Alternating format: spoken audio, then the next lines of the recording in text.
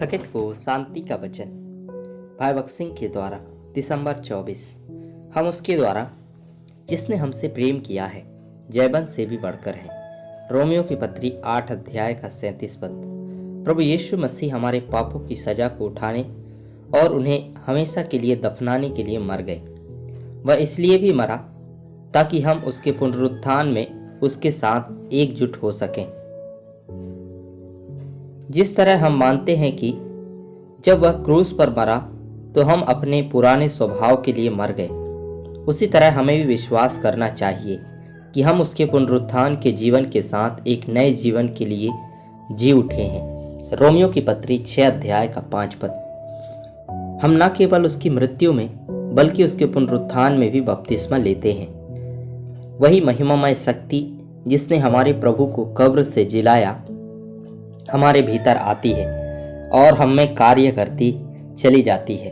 पुनरुत्थान की यह शक्ति सर्वोच्च शक्ति है। इसे परमेश्वर ने मसीह में प्रत्येक विश्वासी को उपलब्ध कराया है। कोई आश्चर्य नहीं कि प्रेरित पौलुस कह सका, मैं उसको और उसकी मृत्युंजय की सामर्थ को और उसके साथ दुखों में सहभागी होने के मर्म को जानूं। पुनरुत्थान की शक्ति अंतिम प्रमाण है कि हमने अपने पुराने पापी स्वभाव पर विजय प्राप्त की है।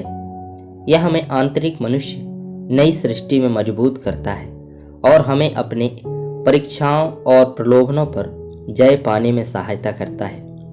इसलिए विश्वास से हर दिन हर जरूरत के लिए पुनरुत्थान की शक्ति का दावा करें, लेकिन चेतावनी लीजिए, जानबूझकर प्रलोभनों में ना पड़ें और फिर प्रभु से आपकी सहायता करने के लिए कहें। साथ ही परमेश्वर से सहायता मांगने के लिए तब तक प्रतीक्षा ना करें जब तक कि आप वास्तव में परीक्षा में ना पड़ें। तब तक प्रतीक्षा ना करें जब तक कि आप पाप में आधा रास्ता नीचे नहीं गिर जाते। प्रलोभन आने से पहले ही तैयार हो जाएं। दिन की आरंभ जितनी जल्दी हो सके प्रभु की आराधना और उसकी स्तुति में करें। उसके वचन के साथ उसकी प्रतीक्षा करना जारी रखें। फिर प्रार्थना करें, हे प्रभु, मैं निर्बल हूँ। मैं अनुभव से जानता हूँ कि मैं मूर्खतापूर्ण बातें कहता और करता हूँ। मैं पाप में नहीं पड़ना चाहता। मैं अपने खालीपन और लाचारी को स्वीकार करता हूँ। क्या आप मुझ में अपने पुनरुत्थान की शक्ति नहीं डालेंगे? तब आप प्रभु की आवाज सुनेंगे जो आपको आश्वस्त करती है, हाँ मेरे बच्चे, मेरे बिना तुम कुछ नहीं कर सकते। यूहन्ना सुसमाचार 15 अध्याय का 5 पद। इसलिए छोटी से छोटी और सबसे बड़ी से बड़ी जरूरत के लिए उस पर निर्भर रहें। फिर मसीह में आप दिन प्रतिदिन बलवान और बुद्धिमान होते जाएंगे। एक विजयी जीवन जीने के लिए किसी सांसारिक ज्ञान या शरीर के हथियारों का उपयोग ना करें। केवल परमेश्वर की बुद्धि और परमेश्वर के हथियारों का उपयोग करें। प्रभु यीशु मसीह के साथ उनकी मृत्यु, गाड़े जाने और पुनरुत्थान में हमारी एकता। पहला कुरिन्थियों 1 अध्याय का 18 पद। गलातियों की पत्री 6 अध्याय का 14 पद।